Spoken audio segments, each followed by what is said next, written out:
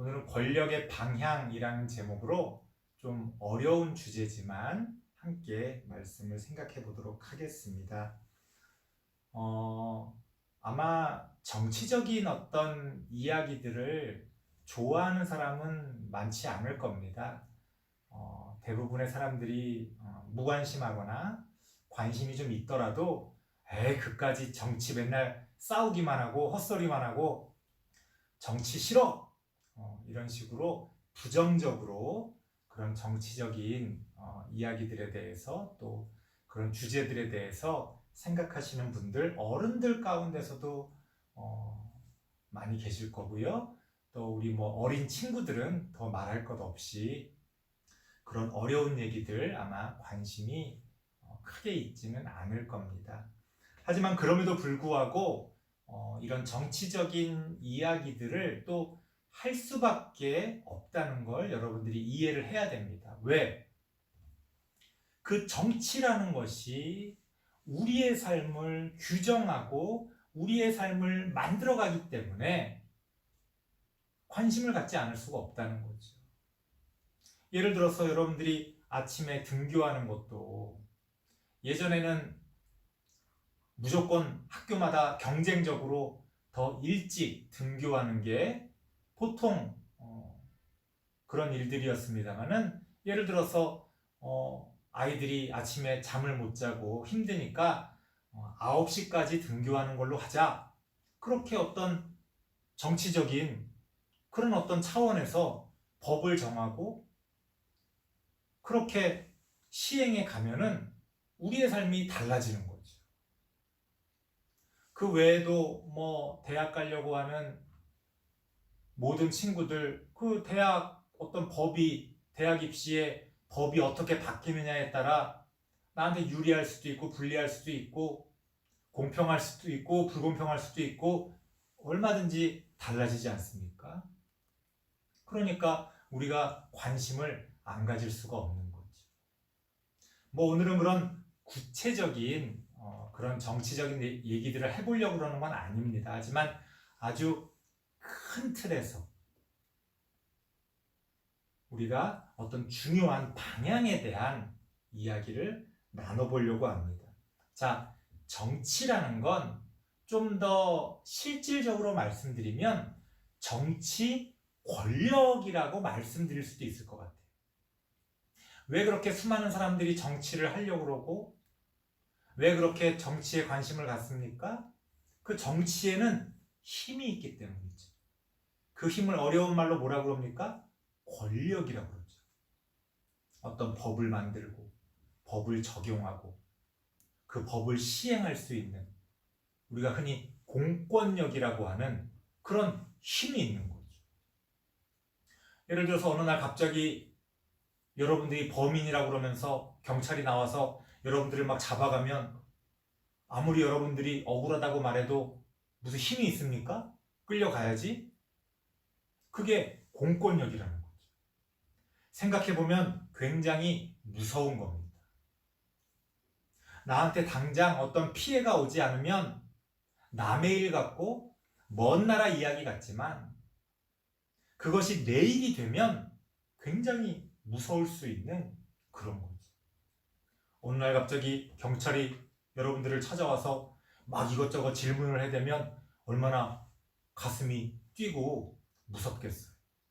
혹시 내가 무슨 잘못한 건 없나? 그런 생각을 해보게 되는 거죠. 자, 이러한 권력이라는 걸 근대 이후에 어떤 식으로 규정하고 있냐면 이 국가의 권력, 우리가 공권력이라고 하는 이 국가의 권력을 세 가지로 나눠서 이야기합니다. 그거를 아주 어려운 말로 아마 들어보신 분들도 있을 거예요. 삼권 분립이라고 해요. 삼권 분립.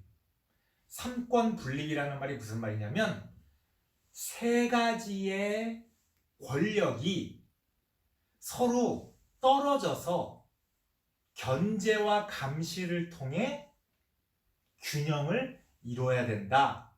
그게 바로 삼권 분립입니다. 만약에 어떤 한 사람이 이 세 가지 권력을 다 갖고 있다 그러면 그게 바로 독재 권력이 되는 거지. 만약에 어떤 한 정당이 이 세 가지 권력을 다 갖고 있다면 그걸 공산당이라고 하는 거예요. 공산국가라고 하는 거예요. 그러면 이 세 가지 권력이 뭐냐? 첫 번째는 입법권입니다. 입법권. 입법권은 국회에서 국회의원들이 법을 만들 수 있는 권력이에요. 그거를 입법권이라고 그래요. 그 다음에 나오는 게 사법권입니다. 사법권은 그 법을 가지고 어떤 사람들이 막 싸우고 어떤 분쟁이 생겼을 때 법원에서 재판을 할 수 있는 권력을 얘기하는 거예요. 그걸 사법권이라고 합니다. 그 만들어진 법을 가지고 사람들에게 적용하는 거죠. 누가 잘못했나? 누가 잘했나? 어떻게 해야 되나? 이런 것들을 적용하는 그런 법입니다. 그래서 입법권, 사법권, 마지막 한 가지가 뭐냐면은 행정권. 그거는 정부가, 대통령 이하 정부가, 어떤 장관들이 실제로 어떤 구체적인 일들을 만들어내고 행하는 겁니다. 도로를 깔고 건물을 짓고 뭐 이런 모든 것들이 다 행정 권력에 속하게 됩니다. 자, 이 세 가지를 삼권이라고 그러고 세 가지 권력, 이것을 한 사람이, 한 정당이 갖고 있으면 문제가 되니까 이거를 서로 딱딱 서로 분리해서 서로 견제와 감시를 통해 균형을 이루어야 된다. 이게 오늘날 근대 이후에 우리가 대부분의 현대 나라들이 취하고 있는 소위 말해 민주주의 정치의 근본적인 구조가 됩니다.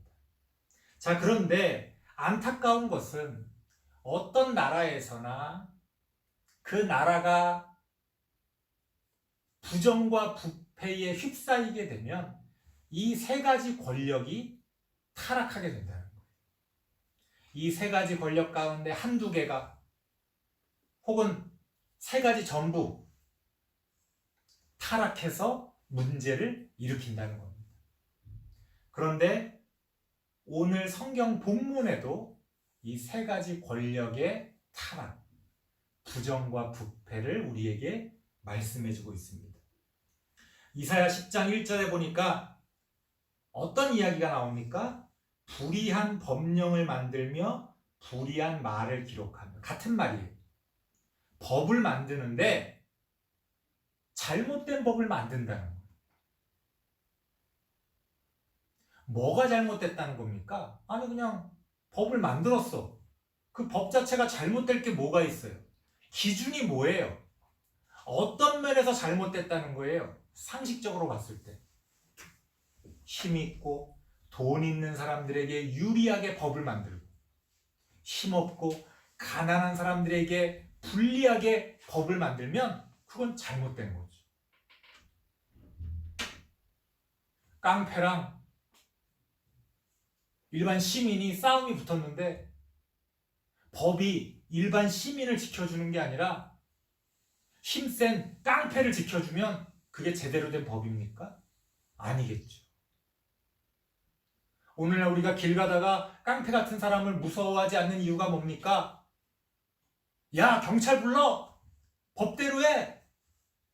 경찰이, 법이 나를 지켜줄 거라고 믿기 때문에 그런 거지. 만약 그런 법과 권력이 나를 지켜줄 거라고 믿지 못하면 굽신굽신할 수밖에 없는 거죠. 힘 있는 사람한테. 옛날엔 그러지 않았겠어요? 아주 옛날에는? 오늘 성경에 보니까 그러한 법이 힘없고 가난한 사람들을 지켜주지 못하고 잘못된 방향으로 만들어져 갔다는 거예요. 2절에 보니까 또 어떤 말씀이 나옵니까? 가난한 자를 불공평하게 판결하여. 그 법을 적용할 때도 또 좋게 적용할 수도 있고 나쁘게 적용할 수도 있는데 재판관들이 힘있고 자기한테 뭐 뇌물 바치는 나랑 좀 친한 그런 사람에게 유리하게 재판의 결론을 내는 거예요. 누가 그걸 막겠습니까? 자기는 양심에 따라 합리적으로 나는 재판했다라고 주장하면 그 사람 마음속을 우리가 어떻게 알겠어요? 아무리 억울해도 그거를 증명하기가 쉽지가 않죠. 그런데 그런 재판관이 그런 사법부가 가난한 자, 힘없는 자에게 불리하게 그렇게 재판을 했다는 거예요. 아주 잘못된 그런 부정부패의 모습입니다. 마지막 행정 권력도 마찬가지였어요. 이사야 10장 2절 뒷부분을 보면 내 백성의 권리를 박탈하며 과부에게 토색하고, 과부에게 토색한다는 건, 과부라는 건 당시에 힘이 없는 사람의 대명사였어요. 그 힘없는 사람의 것을 뺏는 걸 토색이라고 해요. 고아의 것을 약탈하고, 그 옛날 고대에는요, 과부나 고아가 제일 힘없는 사람을 상징하는 대명사였습니다. 행정 권력이 힘 있는 사람은 봐주고 힘없는 사람에게서 가진 것을 빼앗는 그런 잘못된 모습을 보여주고 있었다는 겁니다. 옛날에도 그랬다는 거예요. 어디 가나 이런 부정과 부패가 있을 수밖에 없다. 권력은요, 그래서 좋고 나쁨의 문제가 아니라 우리가 아주 조심스럽게 잘 사용해야 될 어떤 것이 칼 같은 거죠. 칼 자체가 좋고 나쁜 게 있는 게 아니잖아요. 칼을 좋은 데 쓰면 좋은 도구가 되는 거고, 칼을 나쁜 데 쓰면 나쁜 도구가 되죠. 권력에도 이런 양쪽 면이 있습니다. 그 권력을 좋은 데 쓰면 아주 좋은 도구가 되는 거고, 그걸 나쁜 데 쓰면 이것보다 나쁜 것도 이 세상에 없다는 거예요. 정치라는 게, 정치 권력이라는 게 그래서 위험하지만 우리가 무관심할 수 없는 그런 주제라는 겁니다. 자, 그렇다면 그런 정치와 그런 정치 권력의 방향은 어디를 향해야 할 것이냐, 오늘 그 말씀을 드리려고 하는 거예요. 아까도 살펴봤던 것처럼 그 권력은 힘있고 돈 있는 그런 사람들에게 향하지 말고 힘없고 가난한 그런 사람들에게 향해야 된다. 그게 하나님의 뜻이다. 성경은 우리에게 그런 교훈의 말씀을 해주고 있습니다. 가만히 내버려두면 권력이라는 건 힘 있는 사람, 돈 있는 사람에게 갈 수밖에 없어요. 그렇지 않아요? 만약에 우리가 이 세상에 법 없이 그냥 모든 거를 자연 상태로 놔두면 이 세상은 어떤 세상이 될 겁니까? 약육강식의 세상이 되겠죠. 힘 있는 사람이 모든 걸 빼앗고 힘없는 사람은 거기에 복종하고 살아갈 수밖에 없는 그런 세상이 되지 않겠어요?